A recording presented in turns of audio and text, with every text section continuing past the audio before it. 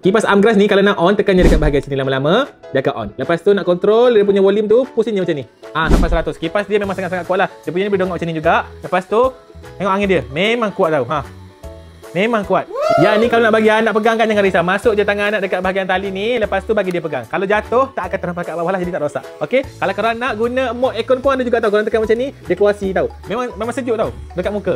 Okey, yang ni kalau keluar dekat tengah panas, letak je kat muka macam ni, sejuk je. Okey, kalau nak cas senang je, dia bagi kabel macam ni, type C punya lah. Okey, korang boleh cucuk dekat bahagian tepi ni. Cucuk, lepas tu bagi dia cas. 3 jam dah boleh penuh dah. Lepas tu kipas ni dia boleh tahan sehingga 10 jam tau. 10 jam tu kalau dekat luar memang dah lama sangat. Kalau korang nak, saya cadangkan korang ambil kipas macam ni, lepas tu sekali dengan power bank macam ni. Okey, senanglah kalau korang pergi travel kan. Kipas ni dah tahan 10 jam. Lepas tu bila dah habis bateri ni, korang boleh cas guna type C yang dia bagi ni. Cucuk je dekat bahagian sini, dia akan cas.